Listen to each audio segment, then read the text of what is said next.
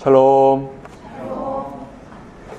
몇 가지 질문을 던질게요. 아마 이번 사랑방 모임에서 이 질문만 던지면서 여러분 나누셔야 될 겁니다. 사랑의 반대가 뭐라고 생각하십니까? 우리 그런데 사랑의 반대가 뭐라고 생각하십니까? 많은 사람들 사랑의 반대가 미움입니다 라고 답할 수도 있습니다. 그것도 의미가 있습니다. 근데 사실은 사랑의 반대는 많은 사람들, 학자들 얘기가 무관심입니다 라고 얘기를 합니다.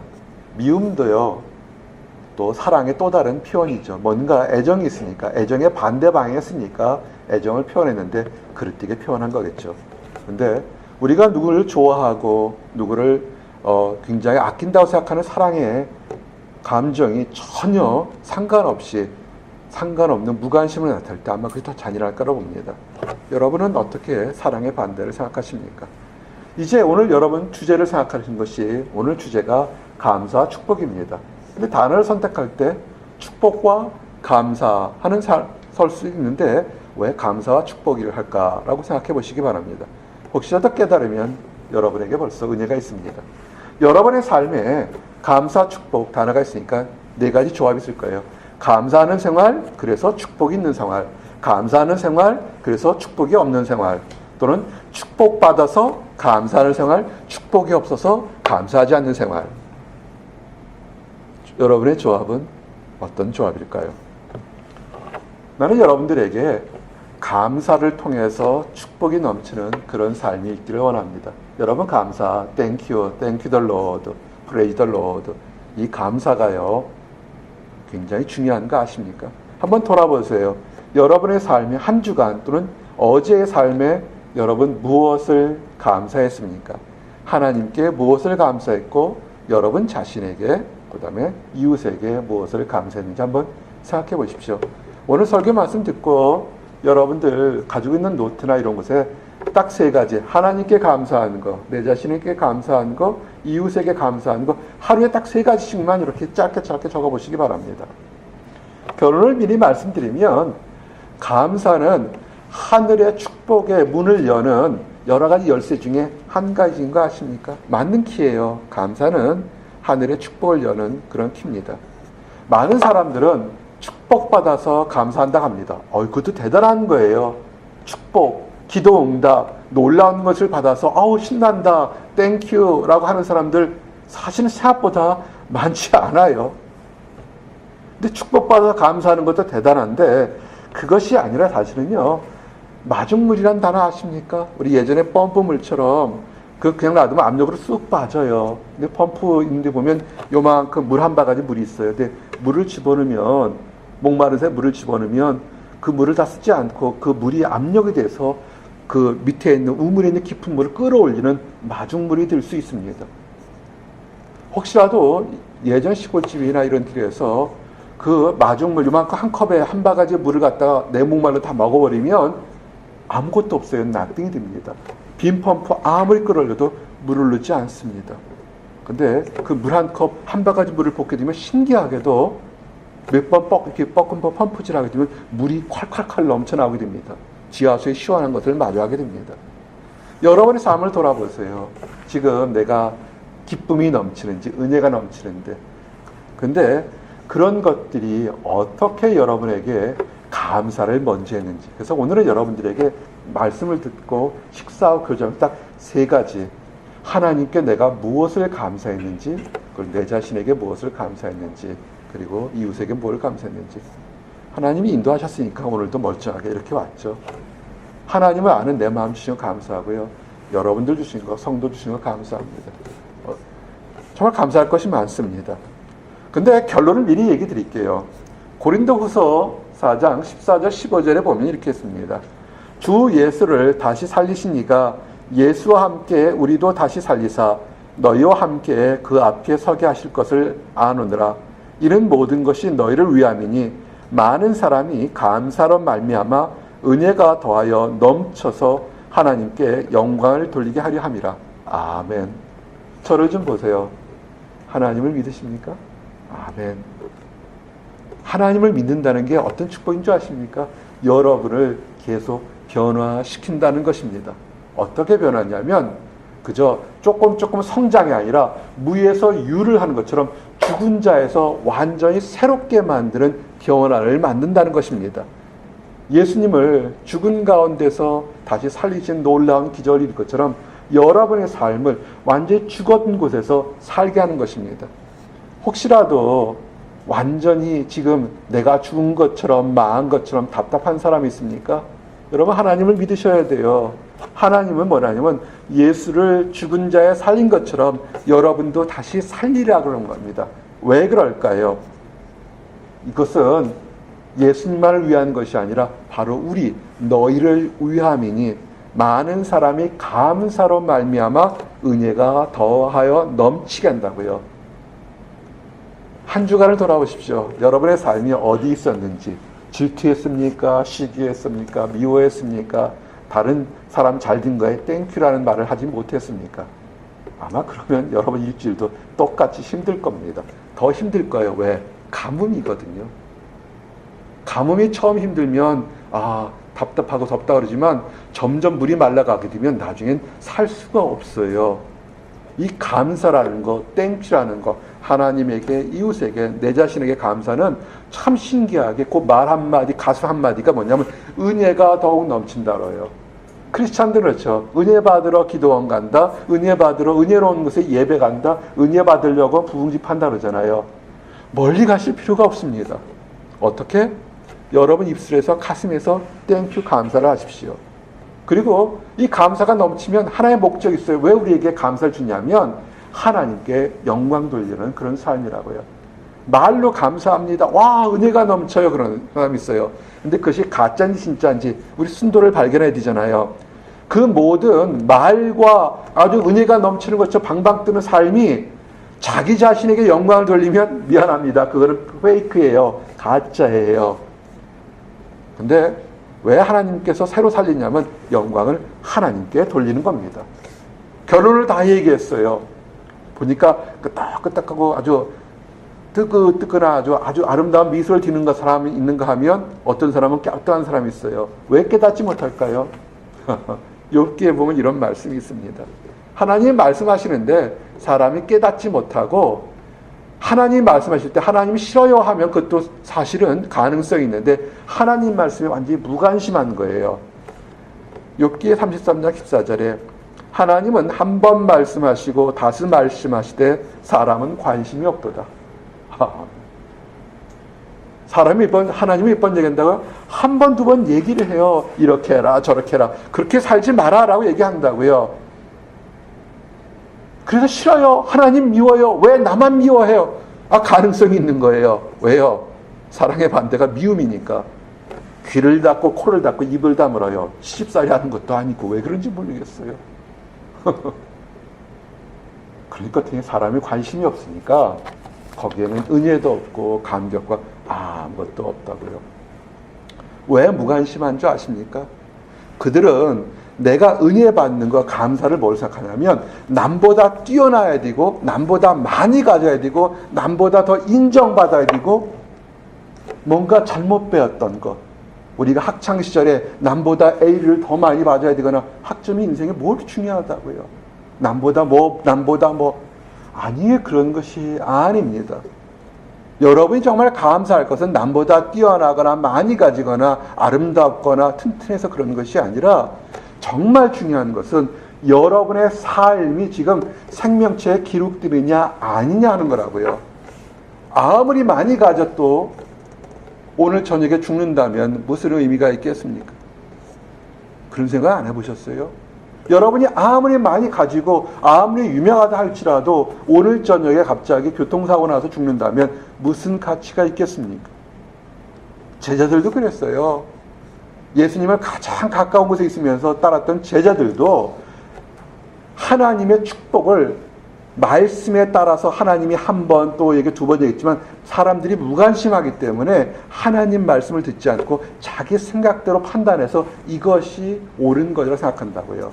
누가복음 10장 17절에서 20절 보니까 예수님이 제자들을 둘씩 짝지어서 동네에 나가서 복음을 전하라고 그랬습니다. 그때 모습입니다. 70인이 기뻐하여 돌아와 이르되 주여 주의 이름이면 귀신들도 우리에게 항복하도다. 예수께서 이르시되 사탄이 하늘로부터 번개같이 떨어지는 것을 내가 보았노라. 내가 너희에게 뱀과 전갈을 밟으며 원수의 모든 능력을 제어할 권능을 주었으니 너희를 해칠 자가 결코 없으리라. 그러나 귀신들이 너희에게 항복하는 것으로 기뻐하지 말고 너희 이름이 하늘에 기록된 것으로 기뻐하라 하시니라. 아멘. 저를 좀 보세요. 사람이 강할까요? 귀신이 강할까요? 귀신이 강해요. 귀신은 영적인 존재라고요. 세상의 위정자나 통치자보다 귀신이 강하다고요. 제자들이 왔습니까? 예수 이름으로 귀신을 쫓아나고 병자를 고치고 기적과 이적이 일어난다고 되는 거예요. 신났어요. 와가지고 막습니다. 예수님 우리가 했습니다. 우리 성도들 중에서도 이런 사람이 있어요. 내가 기도했더니 다른 사람들보다 응답을 많이 받았어요. 난 다른 사람보다 뭘 더 얻었어요. 뭐가 됐어야 한다고요. 그거 자랑하지 마십시오. 그거 누가 준 건데요? 예수님이 주신 거예요. 난 다른 사람들보다 못 받았어요. 나는 버림받은 사람이에요. 은혜 받지 못한 사람. 그거 하지 마십시오. 예수님이 다 뜻이 있는 거라고요. 중요한 것은 귀신을 쫓아내는 것을 중요한 것이 자랑하는 게 아니라 정말 여러분의 이름이 하나님의 자녀로서 생명체에 기록되는 거라고요. 여기 속지 마십시오. 많은 사람들이 속이잖아요. 큰 건물, 큰 능력, 수많은 사람들, 우리만의 집단만이 생명체에 기록됐다고 거짓말한다고요. 그럴까요? 아닌 겁니다. 내가 이런 큰 일을 했으니까, 나는 한국에서 세계에서 첫째, 둘째, 셋째가 하는 큰 일을 했으니까 나는 생명체에 기록된다고. 성경 어디에도 그런 것이 없어요. 그 능력 누가 줬습니까? 하나님이 주는 거라고요. 그러나 그런 마귀들이 너에게 굴복되는 거 큰일 했다고 기뻐하지 말고 진정으로 하나님의 자녀가 되는 것을 기뻐하라는 것입니다. 어떤 사람이 하나님의 자녀입니까? 그것이 되게 중요한 거라고요. 이것을 알게 되면 우리의 삶의 가치가 달라진다고요. 남보다 빨리 가고 못 가는 것이 중요한 것이 아니라고요. 한 예를 들어드릴게요. 여러분이 마음속에 답이 있겠지만 한 예가 뭐냐면 문득병 환자들이 10명이 있었습니다. 예수님 당시에 문득병 환자들은 이 정상적인 생활을 하지 못했습니다. 저염성도 있지만 너무 보기가 충하니까 이렇게 격리대에서 살았습니다. 그러니까 문득병 환자들은 따로 격리대에 살았어요. 얼마나 힘들었겠어요. 본인도 몸이 아프지만 가족들뿐만 아니라 이웃 사람들에게 격리당해서 왕따 당하는 거 정말 힘든 삶입니다. 근데 예수님이 지나갈 때 10명의 문득병 환자들이 있었습니다. 사마리아와 갈릴리 지방, 이방 지역을 이방 지역과 유대인 사이를 지나갈 때 얘기입니다. 그때가 누가복음 17장에 보니까 예수님께서 문득병 환자들을 10명을 맞을 때 문득병 환자들이 예수님을 바라보고 멀리서 소리칩니다. 왜냐하면 문득병 환자들은 정상인 사람이 올 수가 없어요. 그 당시 율법으로 금하게 되어 있습니다. 소리를 칩니다. 예수여, 예수 선생님이여, 우리를 불쌍히 여겨서 그렇습니다. 불쌍하지요. 소외받았죠. 몸 아프죠. 가족들도 만날 수 없죠. 힘든 겁니다. 혹시 이런 사람 있어요? 왕따 당하고 뜻대로 잘 안 되고 가족들과 멀리 떨어져서 외로운 사람들이 있습니까? 정말 힘든 거예요. 소리 질렀다고, 나를 불쌍히 여겨달라고. 그때 예수님께서 그들을 쳐다보면서 다른 얘기 안 하고 가서 제사장에게 너희 몸을 보이라 그랬다고요. 이게 무슨 뜻인지 아십니까? 구약에 보면 문둥병 환자가 나은지 안 나은지를 판단하는 것은 딱 한 사람이 해요. 제사장이 합니다. 레위 지파들의 제사장이, 의사가 아니라 제사장이 이 문득병은 하나님부터 벌 받은 건데 이것이 낫다 안 낫다를 판단을 제사장이 하는 거라고요. 너희들에게 지금 제사장에게 가보라는 겁니다. 이 문득병 환자들이 예수님 말할 때 문득병이 그대로 있었을까요? 없었을까요? 그대로 있어요. 고쳐진 거 아무것도 없습니다. 그런데 예수님께서 제사장에 가라 그랬더니 그들이 말을 듣고 제사장에게 갔습니다. 성경을 보니까 그들이 가다가 깨끗함을 입었다 그랬습니다. 왜 예수님께서 고쳐주지 않고 딴 사람 같은 경우는 손을 안수하면서 얘기하거나 침을 바르거나 흙을 바르거나 뭘 해서 다 병자를 고쳤는데 왜 우리는 왜 이제 그 제사장에 가라고 그럴까 했는데 덩달아 가면서 보니까 가다가 문둥병이 다 난 걸 발견했습니다. 그 와중에 단 한 사람만이 자기가 낳은 것을 보고 할렐루야 하나님을 찬양하면서 바로 그 자리에서 돌아와서 예수님께 엎드리면서 감사를 했습니다. 근데 그는 유대인이 아닌 사마리아 사람, 반쪽 유대인의 사람이었습니다. 이때 예수님께 하신 말이 참 중요합니다. 우리 삶에 도전이 됩니다. 17절 보니까 누가복음 17장 17절에 예수께서 대답하여 이르시되 10사람이 다 깨끗함을 받지 아니하였느냐? 그 9은 어디 있느냐? 이 이방인 외에는 하나님께 영광을 돌리러 돌아온 자가 없느냐 하시고 그에게 이르시되 일어나 가라. 네 믿음이 너를 구원하였느니라 하시더라. 아멘. 자신의 병을 나은 것을 기뻐한 10사람이 있는데 그 축복을 열어준 예수님 그리고 축복을 주신 하나님께 감사를 돌린 사람은 단 한 명이었습니다.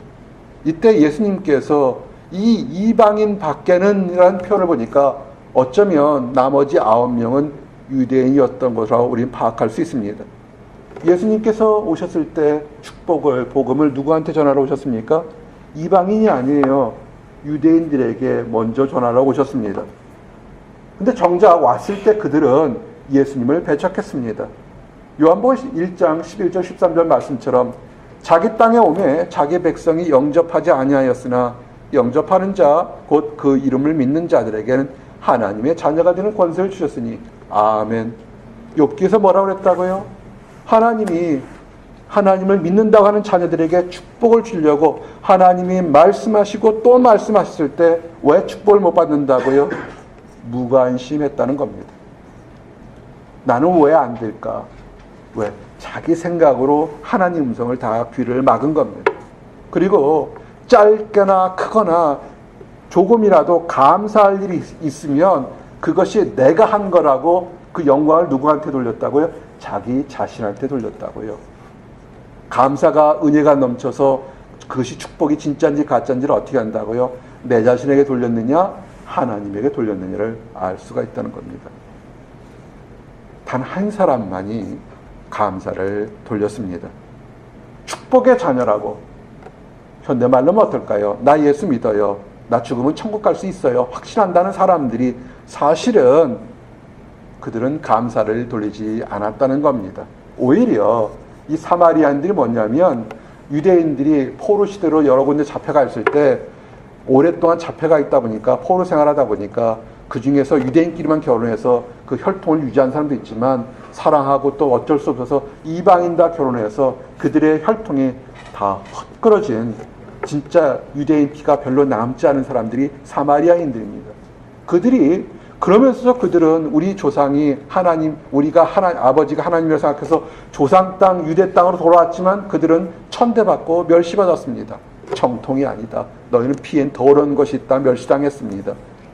그런데 그 멸시받는 사람, 그 사람이 하나님께 자녀를 올 때 놀라운 축복은 뭐냐면 이 사마리아인이 질병뿐만 아니라 영혼의 구원까지 얻는 축복을 얻었다는 것입니다.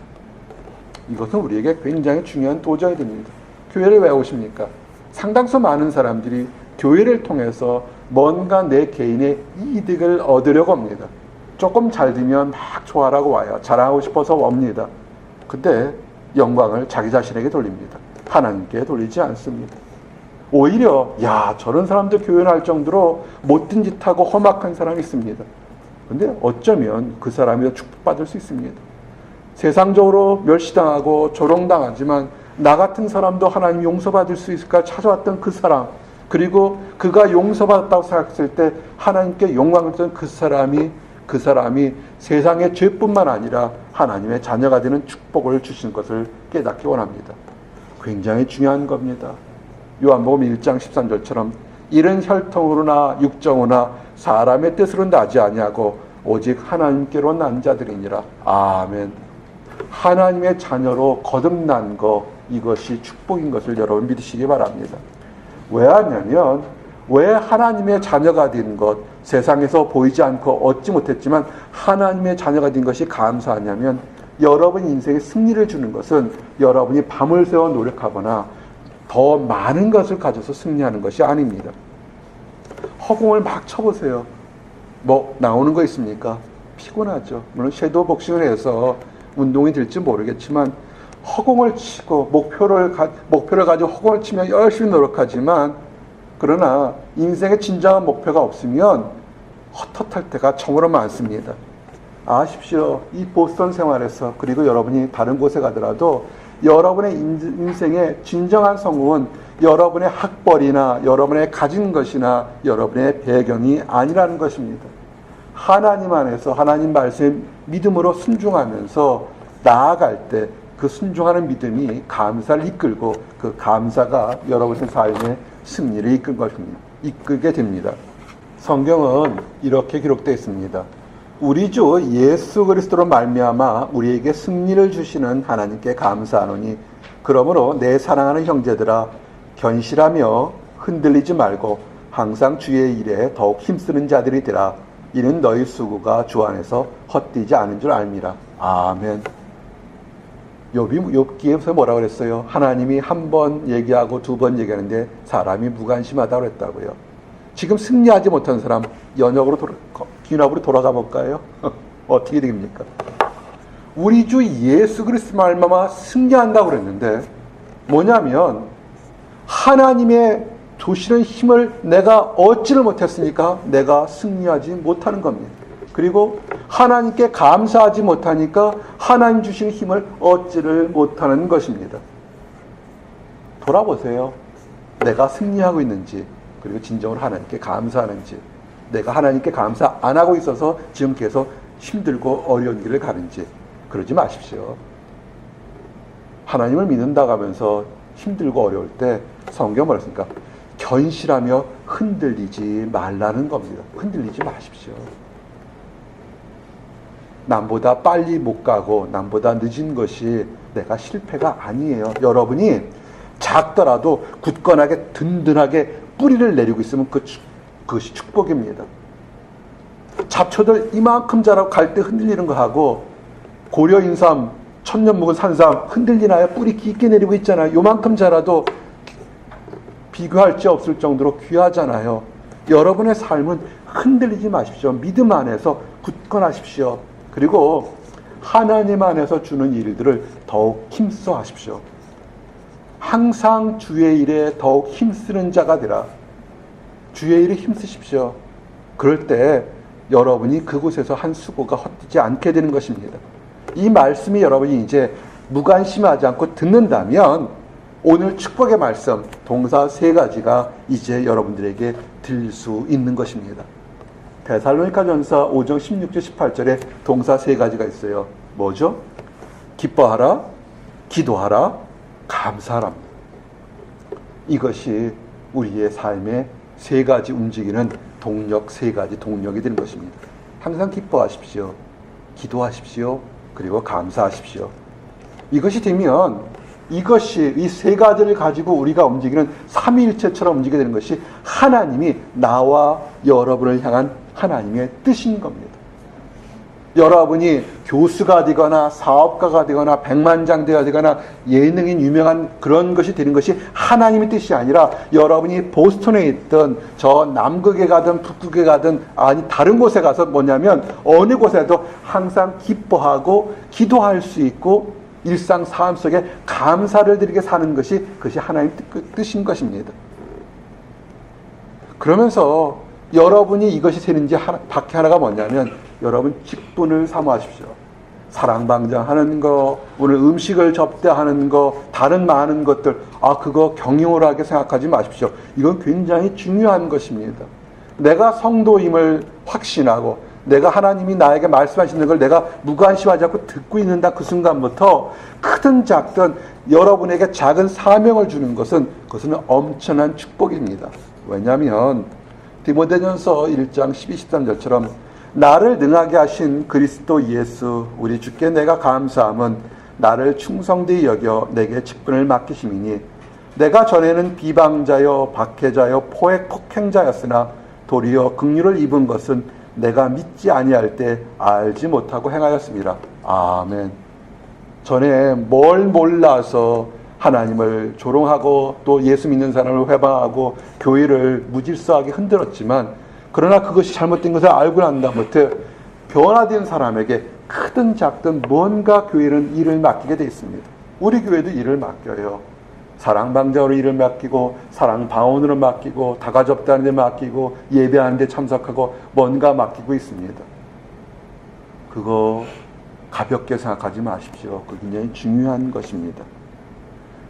이제 여러분들이, 여러분의 신분이 내가 감사가 넘쳐서 은혜가 차고 넘치고 그 은혜가 여러분의 축복이 된다면 여러분들이 이제 하나 깨달아야 될 것이 있습니다. 아, 그러면 하나님께서 함께, 나와 항상 함께해서 승리를 주는구나. 근데 승리의 방법이 여러분의 판단과는 약간 다릅니다. 사람들은 환난과 어려움이 있을 때 그래도 성숙한 사람은 기도합니다. 하나님, 너무 어려워요. 너무 힘들어요. 나를 도와주십시오. 그러고 이 문제 좀 싹 없애주면 안 될까라고 기도를 합니다. 근데 많은 경우에 하나님은 그 문제를 없애는 것보다는 그 고난을 이겨낼 수 있는 인내를 허락할 때가 참으로 많습니다. 근데 그때는 왜 하나님 내게 응답하지 않을까 하고 왜 이렇게 오래 참게 할까 하고 인내가 싫었어요. 근데 문제는 뭐냐면 그 문제가 사라지고, 그리고 어느 시간이 흘러서 또 다른 문제가 우리에게 닥치게 됩니다. 또 다른 어려움이 찾아왔을 때 어떻게 생각되냐면 예전의 환난을 생각하게 됩니다.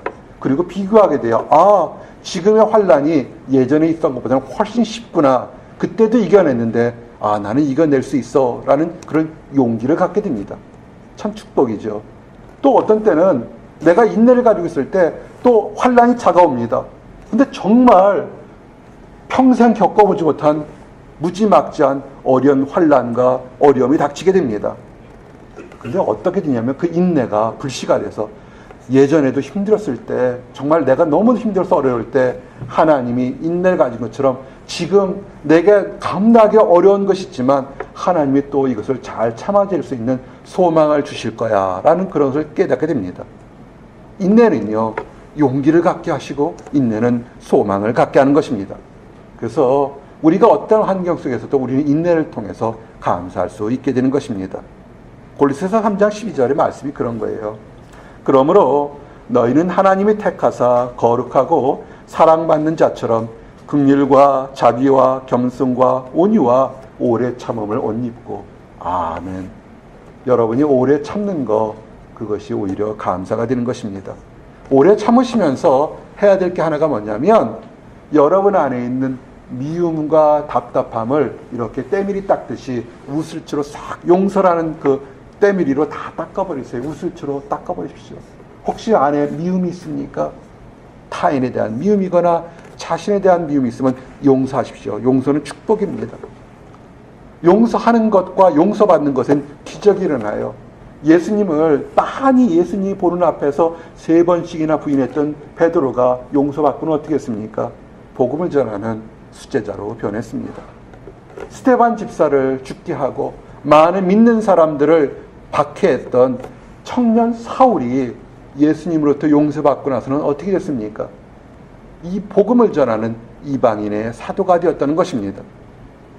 나와 여러분이 똑같습니다. 혹시라도 여러분이 지금 피해자입니까? 용서하십시오. 가해자입니까? 용서받으려고 노력하셔야 합니다. 용서하고 용서받는 능력이 우리의 살아온 삶을 완전히 변화시킨다는 것입니다. 골로새서 3장 13절 14절 보니까 누가 누구에게 불만이 있거든 서로 용납하여 피차 용서하되 주께서 너희를 용서하신 것 같이 너희도 그리하고 이 모든 것 위에 사랑을 더하라. 이는 온전하게 매는 띠니라. 아멘. 억울한 사람이 있을 겁니다. 배신당했고 버림받았고 정말 이가 부득부득 갈릴 정도로 억울함을 당한 사람이 있을 겁니다. 근데 용서라는 거 참 힘들 겁니다. 근데 성경은 어떻게 얘기하냐면 내가 부족하지만 죽을 수밖에 없는 운명했던 우리를 예수님이 용서한 것처럼 네가 힘들고 어렵지만 예수님이 너를 용서한 것처럼 그 사랑에 힘입어 그 사람을, 사물을, 환경을 용서하라는 것입니다. 용서하십시오. 그리고 내가 도저히 용서할 힘이 없을 때는 어떻게 합니까? 울면서 하나님, 나는 용서할 힘이 없으니까 예수님 내게 용기를 주시고 사랑을 달라고 이렇게 얘기를 하시기 바랍니다. 그것이 사랑입니다. 이 사랑이 있을 때 우리의 삶이 온전하게 맺기는 그런 튼튼한 끈이 되는 것입니다. 그리고 정말로 우리가 내 죄가 용서받았다는 것을 확신하는 것, 이것이 축복인 것입니다. 속지 마십시오. 이런 사람들이 있어요. 내가 뭔가 잘못되고 남보다 다 가지는 거 이루지 못하면 아주 교묘하게 와서 회개하라. 내가 과거에 잘못된 죄 때문에 내가 지금 안 된 거라고 속이는 사람들이 있어요. 속지 마세요. 여러분의 죄는 이미 내가 예수님을 내 개인의 구세주로 영접했을 때 이미 천국 가고 하는 것은 이미 용서받은 겁니다. 회개가 내가 그 문제에 대해서 내가 과거에 잘못했던 것에 대해서 울며 불며 하나님 용서해 주시라고 했던 때는 이미 하나님은 용서한 거예요. 거긴 더 이상 질질 끌려가지 마십시오. 우리가 다른 면에서 또 새로운 범죄할 때 그거는 회개하고 용서를 구해야 되죠. 여러분, 회개는요 우리에게 축복을 주는 거예요. 꿈꾸는 것 같은 거예요. 오늘 우리가 읽었었던 시편 126편 1절 2절 우리 교동문 말씀이에요. 여호와께서 시온의 포로를 돌려보내실 때 우리는 꿈꾸는 것 같았도다. 그때 우리 입에는 웃음이 가득하고 우리 혀에는 찬양이 찼었도다. 아멘. 내가 나를 둘러쌌던 죄 문제가 해결됐다고 생각하는 것을 믿고 믿어질 때 마치 포로에서 돌아올 때 얼마나 기뻤어요. 꿈꾸는 것 같은 거예요. 그것이 죄 용서 받은 축복이에요. 그런 사람 어떻게 했습니까? 찬양이 넘쳐 나올 수밖에 없는 것입니다. 집착하지 마십시오. 그것은 하나님 뜻이 아니고 또 속지 마십시오. 그런 그릇된 사람들이 너는 뭐 아직도 죄 회개가 용서되지 않아서 버림받은 거라는 그 속지 마십시오. 우리가 그리스도 안에 있는지 아닌지를 찾아보십시오. 고린도후서 5장 17절 말이 뭡니까? 그런즉 누구든지 그리스도 안에 있으면 새로운 피조물이라 이전 것은 지나갔으니 보라 새 것이 되었도다. 아멘. 나와 여러분이 어떤 사람이라고요? 새로운 사람이라는 것입니다. 이전 것 완전히 지나간 것이에요. 그런데 왜 이전 것에서 그대로 머물러 있는 것인지, 왜 옛 것을 그대로 껴안고 다니는 것인지 버려버리십시오. 이미 흘러간 거예요. 새로운 피조물로 즐겁게 사십시오. 새로운 피조물로 즐겁게 살게 되면 어떻게 사는 거냐면 평강, 샬롬이 여러분의 마음에 주장돼서 살기를 원합니다. 종종거리지 마세요. 그건 마귀가 원하는 거라고요. 그리스도의 평강이 너희 마음을 주장하게 하라. 너희는 평강을 위하여 한 몸으로 부르심을 받았나니 너희는 또한 감사하는 자가 되라. 아멘. 골로새서 3장 15절. 여러분을 구원받고 십자가에 이른 이유가 뭐냐면 여러분 마음에 평강이 있기를 원하는 거라고요. 직장 문제 때문에, 가정 문제 때문에, 사람 문제 때문에 종종거리는 것이 아니라 하나님의 평강. 예수님 십자가 달릴 때 욕하셨나요? 예수님이 십자가 달리실 때 그를 찌른 사람들을 저주했나요? 안 했다고요. 오히려 그들을 용서했다고요. 그리고 하나님을 바라봤다고요. 그 마음으로 여러분의 삶을 사십시오. 여러분이 기도하는 거 안 이루어져도 내가 감사했다는 그런 마음으로 살기를 원하는 거랍니다. 그래서 그 평강이 여러분을 한 몸으로 부르셔서 감사하는 사람을 사십시오. 오늘 꼭 이따가 세 가지를 여러분들에게 밥 먹을 때 좀 나눴으면 좋겠어요. 최소한 세 가지의 나의 감사가 뭔지.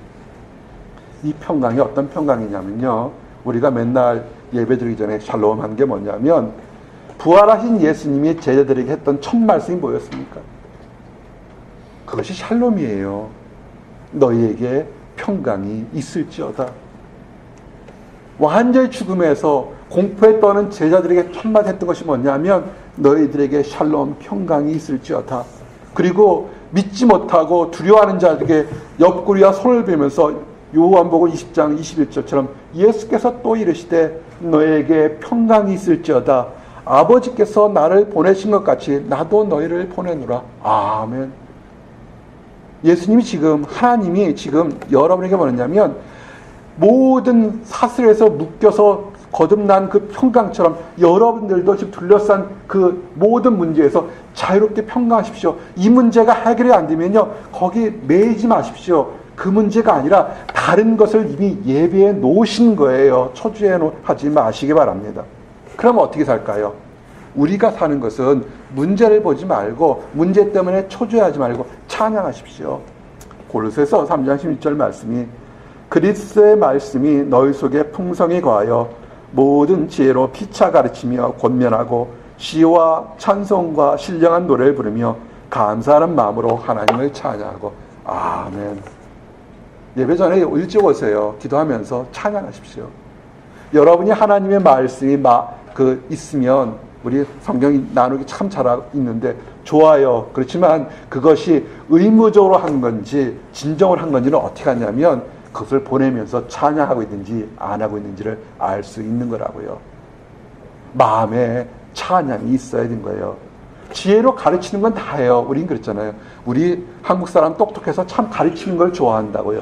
중요한 것은 가르치는 것도 중요하지만 신령한 찬송으로 서로 나누는 거라고요. 인생의 목표가 시편 150편 6절에 기록되어 있지 않습니까?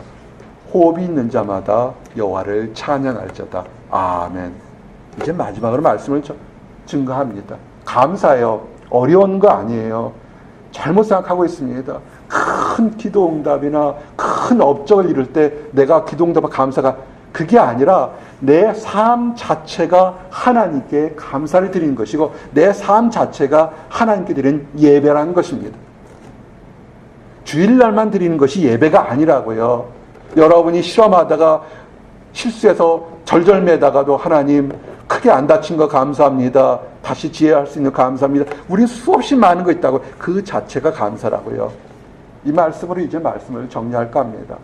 골로새서 3장 17절에 또 무엇을 하든지 말에나 일에나 다 주 예수의 이름으로 하고 그를 힘입어 하나님 아버지께 감사하라. 아멘. 우리가 밥 먹는 거, 공부하는 거, 잠자는 거, 부부 생활하는 거, 직장 생활하는 거, 이 다 모든 것이 하나님 앞에서 하나님의 이름을 증거하는 그런 사명자로 하는 것입니다. 그럴 때 하나님께 감사가 되는 것입니다. 그리고 지금 내가 원하는 것이 이루지 않았다고 초조해하지 마십시오. 오늘 주시던 시편 말씀처럼 눈물을 흘리며 씨를 뿌린 자는 기쁨으로 반드시 거두게 되어 있습니다. 울며 씨를 뿌리며 나갔던 것, 울며 감사의 씨를 뿌렸던 것은 반드시 기쁨으로 돌아오게 되어 있습니다. 그 기쁨을 다 맛보는 나와 여러분이 되기를 원합니다. 기도합니다. 할렐루야. 하나님 감사합니다.